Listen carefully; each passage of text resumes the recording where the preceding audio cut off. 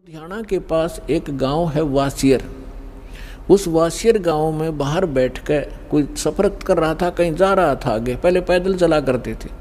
तो उसने एक तालाब देखा, तालाब के ऊपर नहा के और बैठ के वहाँ उसके किनारे और अपना नित्यनेम करने लग गया, जैसे आप डेली करते हो सुबह सुबह का।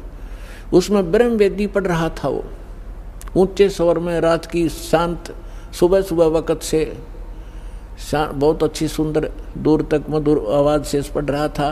और परमात्मा की वाणी तो आत्मा को खींचती है।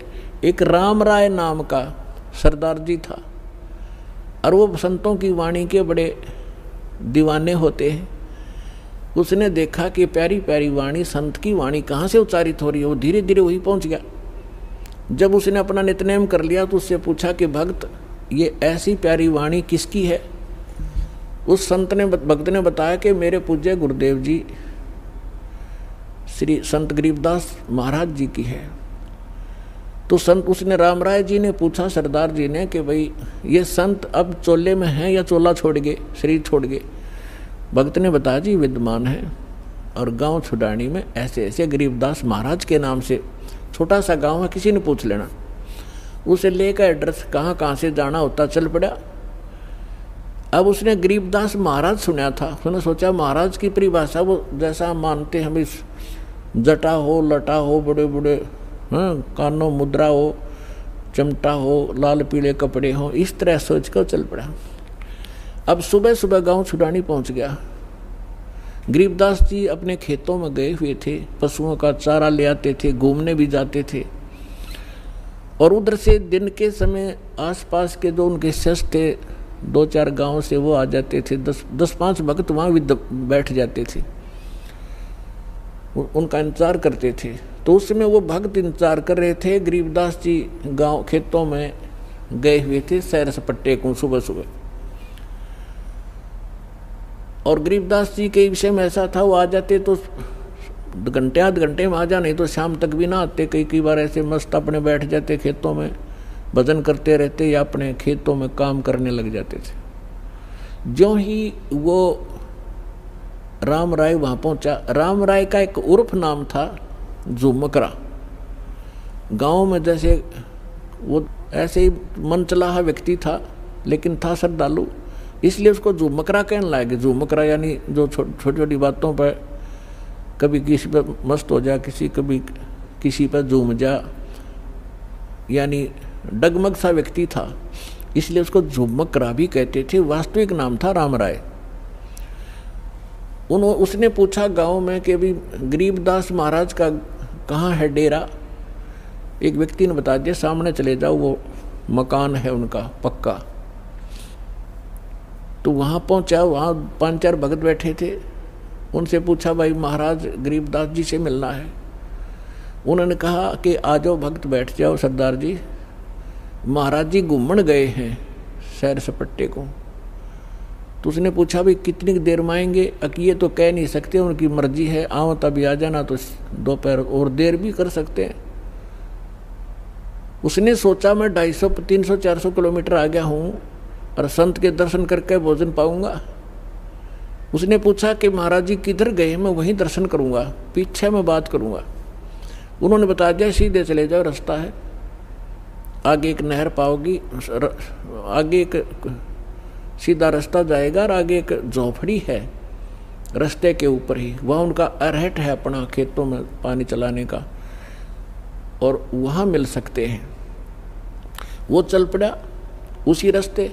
आगे से गरीबदास जी पशुओं का चारा सिर पर रख कर, किसान थे वो, तो धोती कुर्ता जैसा पहनावा यहाँ का था, आ रहे थे। तो उसी ने पूछा, राम राय ने पूछा गरीबदास जी को किसान समझ के कि एक किसान, मैंने गरीबदास महाराज जी से मिलना है, उनके खेत कहाँ हैं।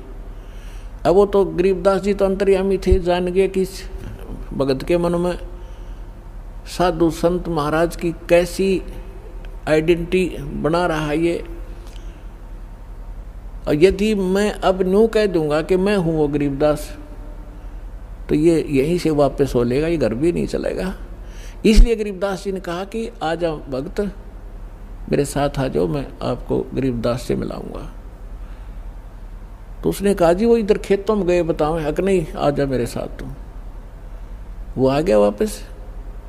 जो ही गरीबदास जी सिर पे चारा लिए हुए थे, पशुओं का जवार का पूरा बरोटा बंडल, तो वहाँ बैठे भगत पहले दंडोत प्रणाम किया गरीबदास जी को, जो उनके शिष्य बाहर के गांव से आए थे। गांव वाले नहीं थे उनसे में उनके इतने, ये कुदरती हुआ कर दीवा तला अंधेरा होता ही है, दीवे के नीचे अंधेरा ही रहा करता था।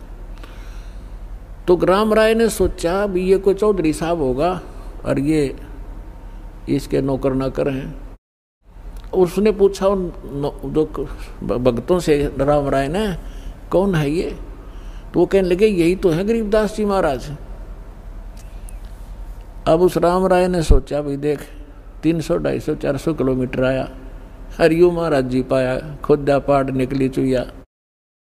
यानी ना इसका को माला पैर रखी, ना इसने सिर पर जटा रख रखी, ना यू कोई और एक भी लक्षण को नहीं साधु वाला था। लेकिन वो पहुंच गया था ठिकाने। गरीबदास जी ने वो सभी भक्तों को इधर उधर भेज दिया। किसी को बैलों को पानी पिलाने के लिए, किसी को चारा डालने के लिए, किसी को भाई एक बाल्टी पानी भर जाओ मेरे लिए, मैं नहाऊंगा।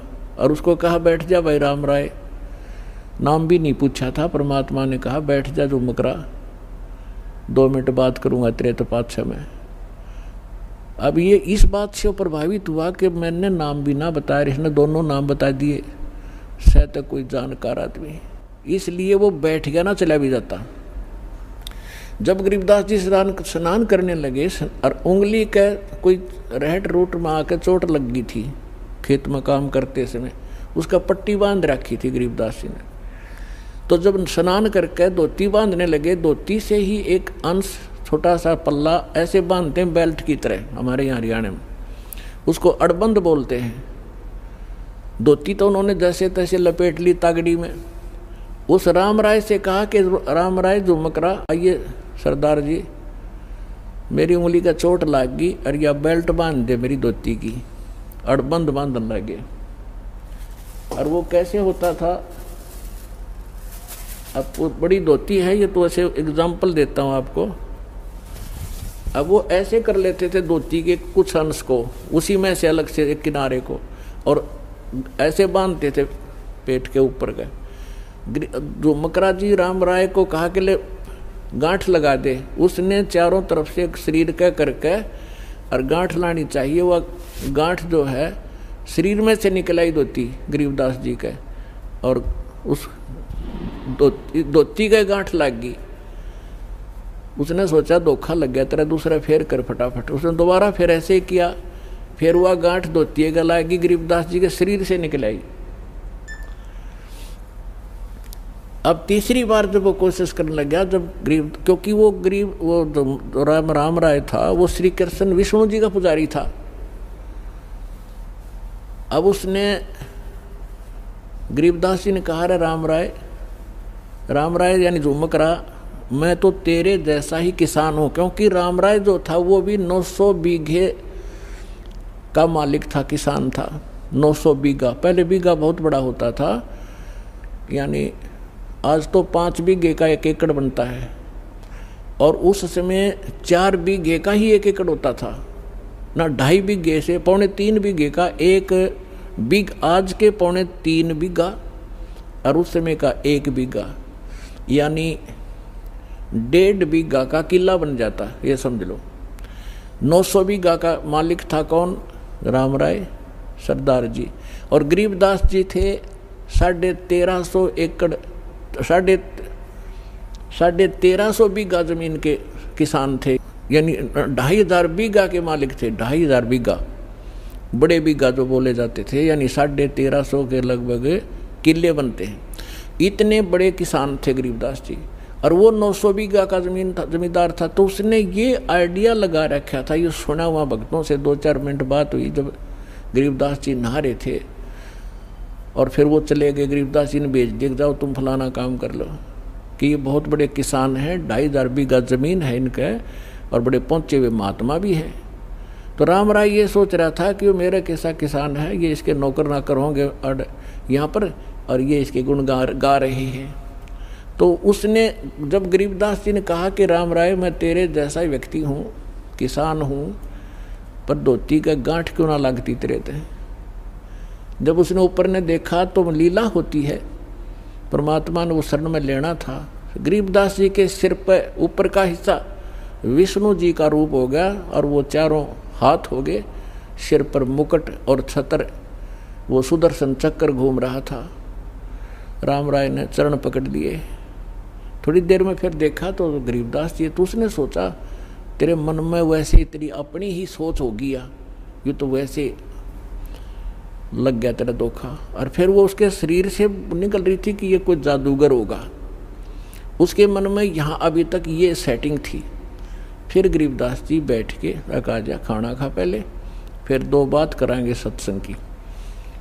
गरीबदास जी ने 4 घंटे सत्संग सुना उसको, सृष्टि रचना से लेकर यहाँ तक ब्रह्मा विष्णु महेश की सारी सतिथि बता दी, और किन मंत्रों से मोक्ष होगा, और नानक साहिब जी ने कौन से मंत्र जाप किए थे वो तुम्हारे हाथ नहीं। तो तब उसने राम राय ने कहा था कि हे भगवान ये ज्ञान ओए होए आज तक किसी ने नहीं बताया परमात्मा, ये कहाँ छुपा था, क्या किसी को नहीं पता परमात्मा। गरीबदास जी कहते हैं कोटों मध्य कोई नहीं रे झूमकरा, अरबों में कोई गर्क सुनो रे झूमकरा, तत्व भेद कोई ना कह रे झूमकरा, ये पैसे ऊपर नाच सुनो रे झूमकरा। कि इस तत्व भेद से कोई परिचित नहीं है, ये सिर्फ पैसे के लालच में जंतर मंतर करते फिरते हैं ये संत। और कहते हैं करोड़ मनुष्यों में तुझे तत्वदर्शी संत नहीं मिलेगा, अरबों में कोई गुरुक, अरबों में गर्क mean complete in all respect. जैसे छोटा मोटा ज्ञान तो कबीरपंथी नकली भी रखते हैं, लेकिन इनके पास मंत्र नहीं, इनके पास अधिकार नहीं नाम देने का। तो बता, जैसे एक गांव में यदि 5000, एक गांव में 5000 आबादी है ना, तो उसमें कम से कम भी 4000 गुरु पावेंगे। कैसे पावेंगे? जैसे किसी बहन के बालक का दिक्कत हो रही है, एक बुढ़िया आवेगी पड़ोसन, ए बेटी इसका 12 लीका हो गया, इसके ऐसे 100 रुपया रख दे बोल गए। दूसरी आओगी 72 लीका बतावेगी, चौथी बतावेगी वही कमोई का बता देगी, इसका फलानी कर दे, कोई कहेगी चौराहे की माटी ला के इसके ऊपर गए फेंक दे। यानी ये सारे गुरु जैसे कर्म करते हैं, लेकिन कख नहीं पता।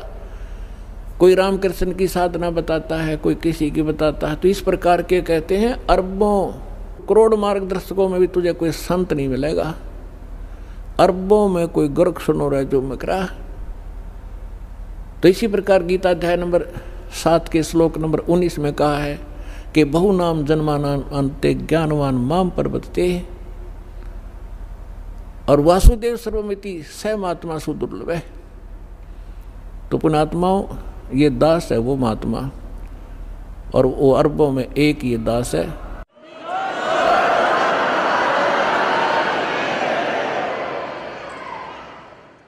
और आपका सौभाग्य है, आपको ये आज दास आपको ये बताना चाह रहा था कि आप आम आत्मा नहीं हो, आप परमात्मा की विशेष प्रिय आत्मा हो। क्योंकि अभी तक आपने ज्ञान का पता नहीं, अभी तक ये सूर्य उदय हुआ ही नहीं था सच्चे ज्ञान का। अब ये थोड़ा सा उदय हुआ है, जिसके रोशनी में आप यहाँ तक पहुँच रहे हो। आप तक संदेश भेज रहे हैं परमात्मा को टीवी के माध्यम से, कोई भाई बहन के माध्यम से, या कोई बुक पुस्तक के माध्यम से। और आप वो पुण्यात्मा हैं कि आपको सतगुरु मिले, और इस समय में ये मानव शरीर प्राप्त है।